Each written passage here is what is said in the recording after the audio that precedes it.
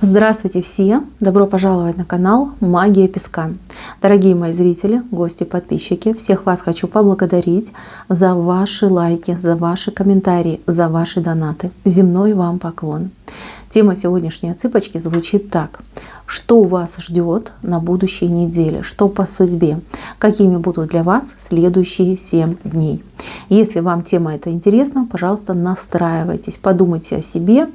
Назовите свое имя, загадайте на себя, так и спросите, что ждет меня на будущей неделе. Пока вы настраиваетесь, я хочу сообщить для всех, кто со мной делает обряд на 7 лет благополучия. В конце видео я дам вам инструкцию, что делать в какой день, ну и будем продолжать. Так, надеюсь, вы все настроились. Я убираю Назар.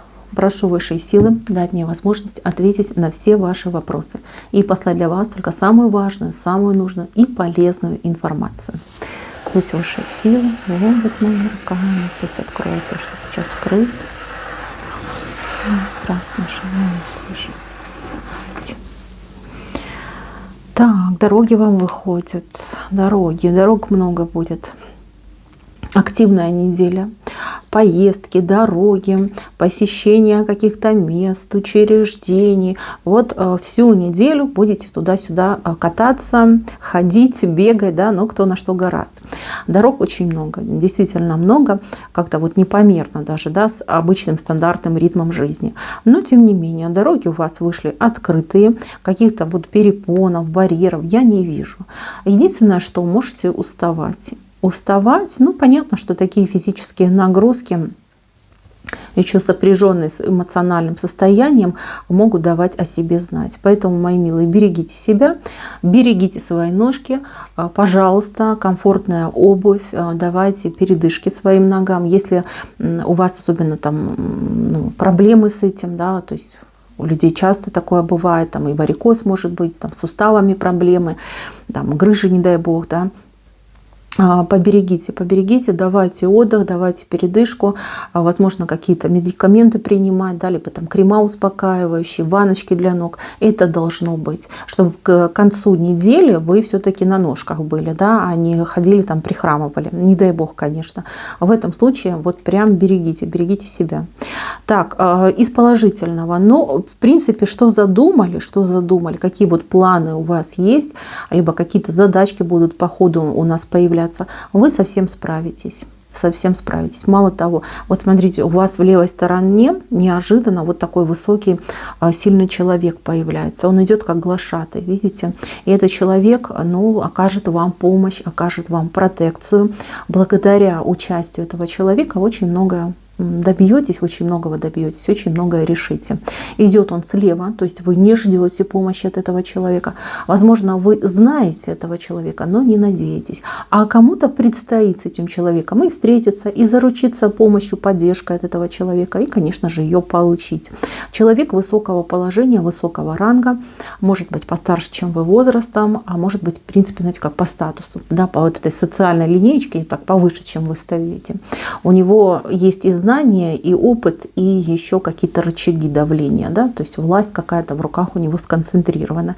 Человек слова, человек чести, если пообещал, обязательно исполнит. То есть не бойтесь, поддержка у вас будет. А возможно, знаете как, оно так и сложится, что вам придется обратиться. Не бойтесь, если вам нужно обращаться к людям, которые занимают какую-то, скажем так, важную позицию в жизни, какую-то особую роль, либо наделены, да, какими-то полномочиями, не бойтесь.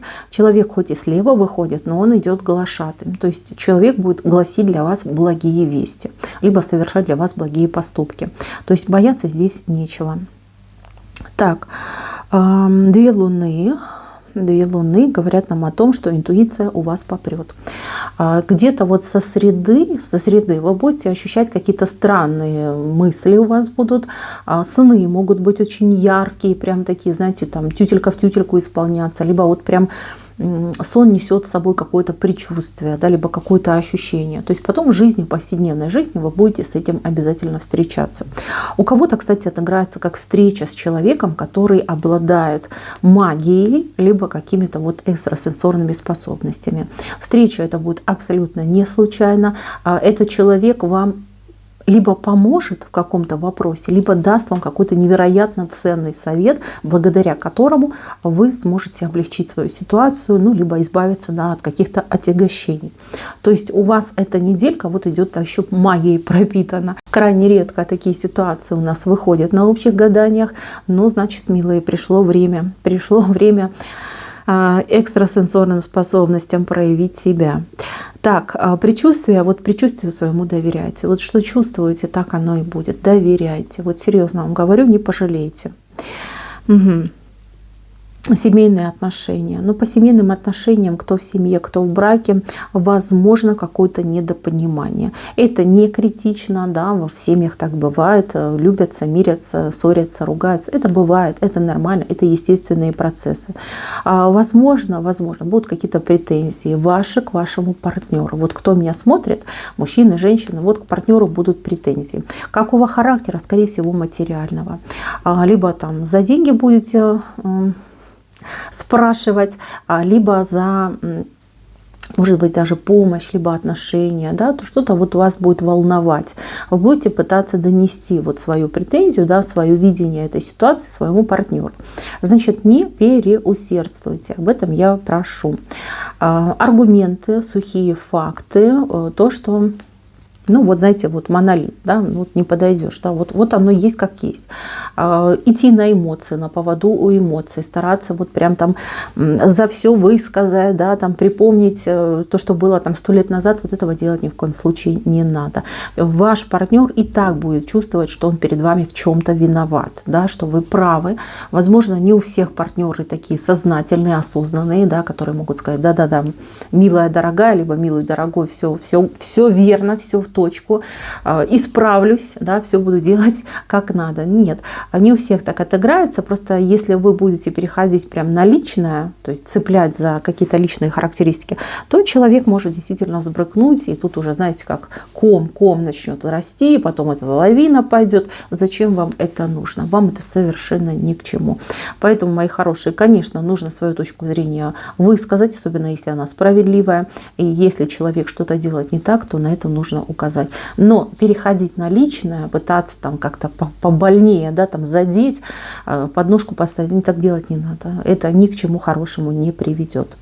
Так, дети будут радовать. Вот это замечательно. Вот ребеночек прям с флагом идет, чем-то порадует вас, какое-то отличие получит, там, награду.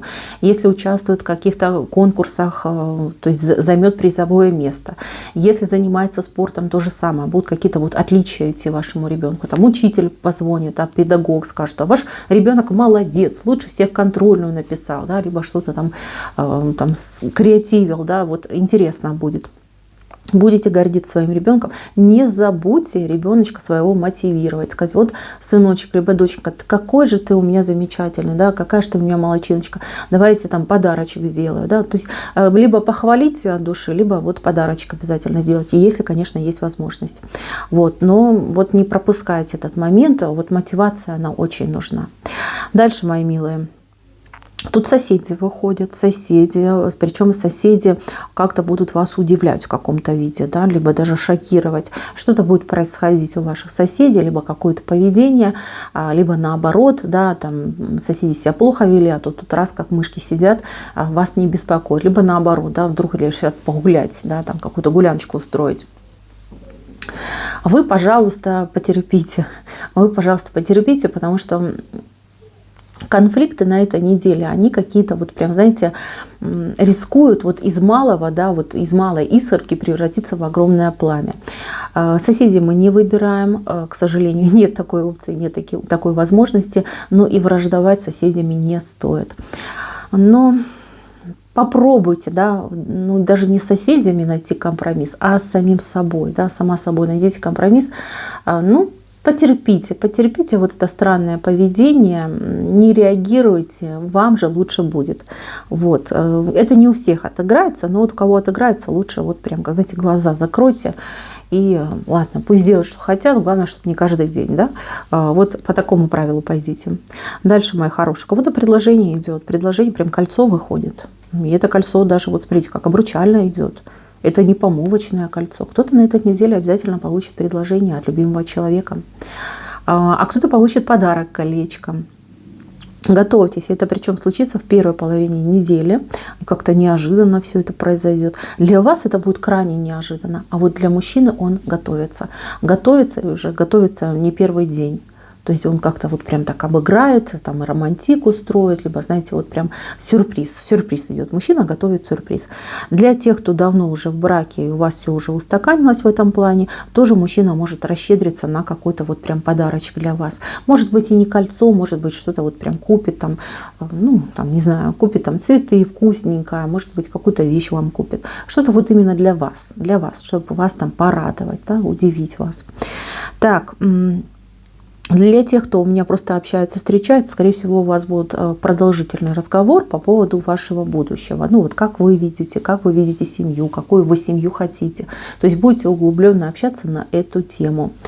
Значит, хорошие мои, не стесняемся, не играем.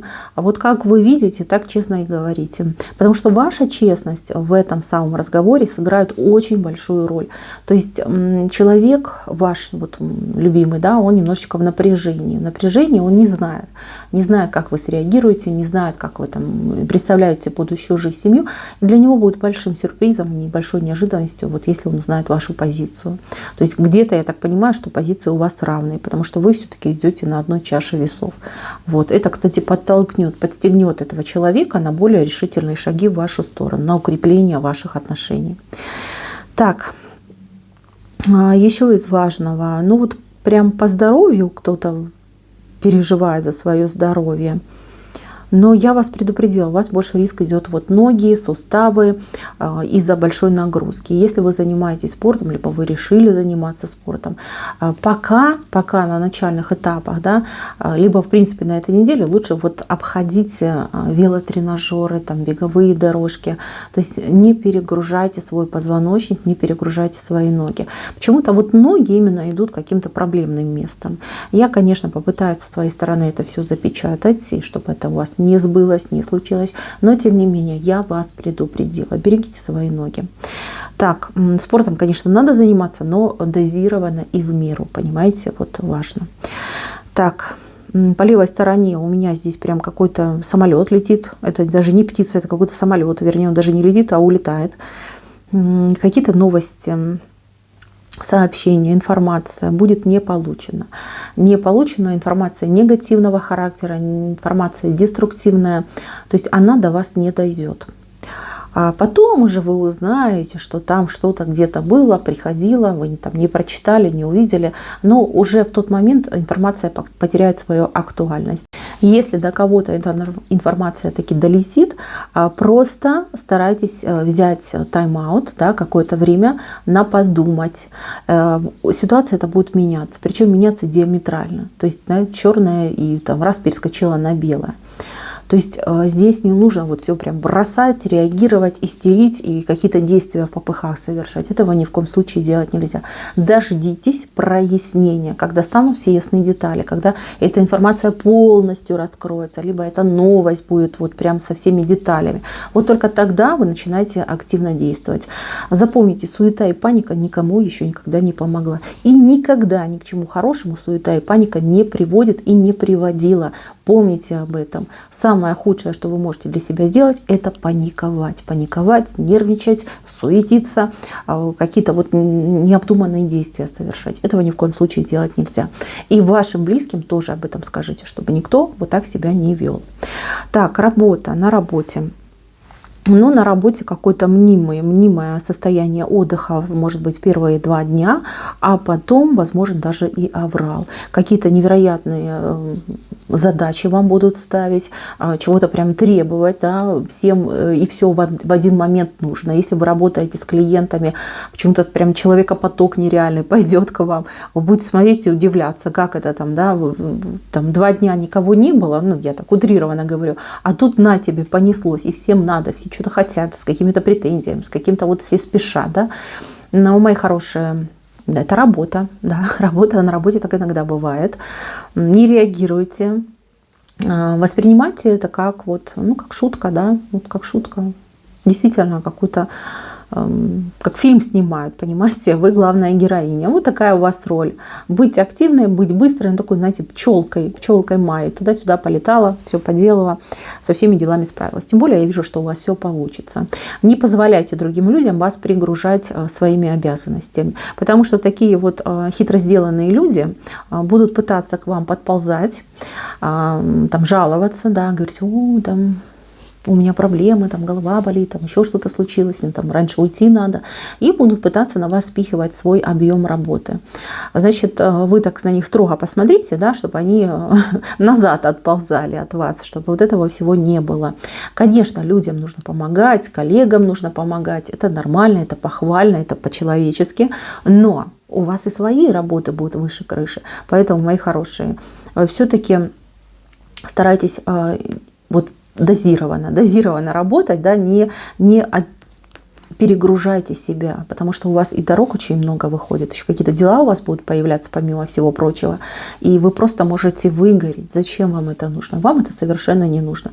Поэтому делаем сугубо, да, по уставу, по тем правилам, там, рабочему этому распорядку вашему, и ни больше, ни меньше. Если вам все-таки как-то в принудительной форме будут впихивать эту дополнительную работу, сразу оговаривайте, как, и это будет все оплачиваться. Вот если вы готовы мне дополнительно оплачивать, окей, не проблема. И то, понимаете, вам потом еще, может быть, как дополнительный день отдыха нужно будет попросить, да, получить. Ну, как человек так много может работать. Тем не менее, берегите себя, не идите на поводу всяких там просителей хитреньких, да, и с начальником тоже. Знаете, иногда нужно, во-первых, нужно знать свои права, и если кто-то о них забывает, то нельзя стесняться и нужно об этом напоминать. Так, мои милые, здесь дорога. У меня вот прям выходит дорога, где встречаются двое. Но у кого-то это отыграется как замечательная встреча с человеком, которого вы давно не видели, человек из вашего, возможно, там какого-то прошлого, либо человек, с кем вы долго планировали встречу, и наконец-таки она у вас произойдет. Вот, пожалуйста, вы у меня сходитесь, вы у меня встречаетесь, все будет замечательно. С какой-то, может быть, задержкой, и это все произойдет, но тем не менее это произойдет. Произойдет, и будет очень тепло, очень душевно. Посидите, поговорите, договоритесь о чем-то.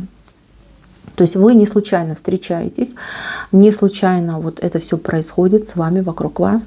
Это начало вашей новой странички, где вы будете общаться, где вы будете встречаться, где вы будете выстраивать либо дружеские отношения, либо уже любовного характера отношения.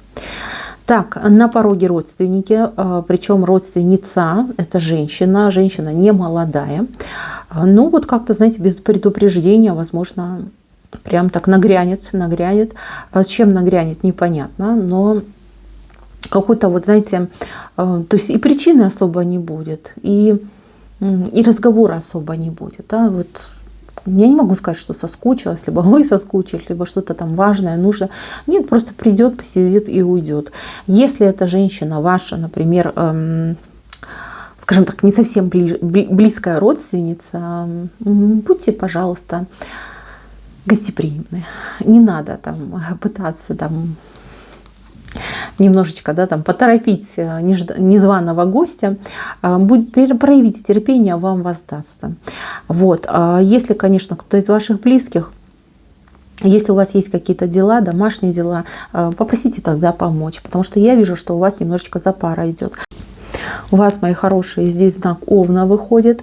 Это говорит о том, что неделя будет яркой, жаркой и достаточно хлопотной. Но вы совсем справитесь. Кто не боится, кто смелый, кто решительный, вы за эту неделю просто убьете уйму своих каких-то вопросов, дел, того, что вам там, знаете, как поперек горла стояло. То есть справитесь с любой задачей, с любой ситуацией, причем на несколько месяцев вперед. Вот прям, да, у кого-то прям и на год вперед порешаете.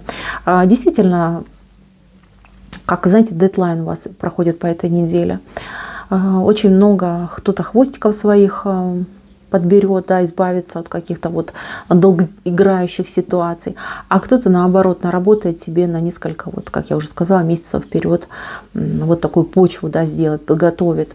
Вот неделя энергетичная, и берегите свои нервы, вот в прямом смысле слова, потому что эмоции иногда будут зашкаливать, брать верх над разумом, и этого допускать нельзя. Вообще ни в коем случае нельзя, особенно если это касается дел, работы, ну, конечно же, личных отношений. Не надо, мои хорошие. Старайтесь, чтобы, да, ваше сердце пусть будет горячим, но голова и разум должны быть всегда, в любое время суток холодными. Это залог вашего успеха. Это залог того, что у вас все будет замечательно. Так, мои милые, на этом у меня все. Теперь я вам расскажу, что делать. Сегодня у нас 10 апреля. Завтра у нас начинается новая неделя. И мы продолжаем делать наш обряд на 7 лет благополучия. Что нужно делать? В понедельник, то есть завтра, 11 числа, вам нужно обязательно до 7 часов вечера, вот у вас целый день, да, с утра и до 7 вечера, сделать 7 откупов. Не пугайтесь, откупаться можно чем угодно и как угодно. Вы можете пойти, например, в храм, бросить 7 монеток, да, это будет 7 откупов. Вы можете 7 раз дать милостыню. Вы можете купить 7 конфеток и раздать 7 там разным людям, либо одному человеку сразу эти 7 конфет отдать. Вы можете купить, я не знаю, кусочек колбасы, да, не купить, есть у вас, например, в холодильнике. Отрежьте 7 кусочков, дайте животному, да, вот эти 7 кусочков. То есть откупаться можно как угодно. А у кого вообще проблемы с этим, да, вот я знаю, там в европейских разных странах есть специальные такие боксы, где можно жертвовать там одежду, обувь. Если у вас есть что-то старое, вам не нужное, пожалуйста, 7 предметов одежды. Идете, вот по одной бросаете, это будет ваших 7 откупов. То есть на что кто горазд, вот тем и откупайтесь. Здесь вы ничем не ограничены. Главное, чтобы вы это сделали до 7 вечера. Когда вы будете делать эти откупы, каждый раз, когда вы там, например, ну, бросаете вы монетку, да, например, в бокс для пожертвований, вы должны сказать такие слова: от бедности откупаюсь, с нищетой не знаюсь. Я эти слова еще ниже напишу. И вот так 7 раз. 7 откупов 7 раз сказали. Все. Приходите домой в 7 часов вечера, достаете свои монетки, которые у вас хранятся, да, вот в отдельных мешочках, вы их достаете, вы их пересчитываете и бросаете их на стол. И также 7 раз говорите определенные слова. Я их напишу тоже внизу под видео. Все. На этом у нас 2-я неделя будет закрыта. Ничего сложного, все делается просто. Главное, чтобы был настрой. И потом в конце недели я вам скажу, что делать на следующей неделе. На этом у меня все. Спасибо всем за внимание. Всем пока-пока.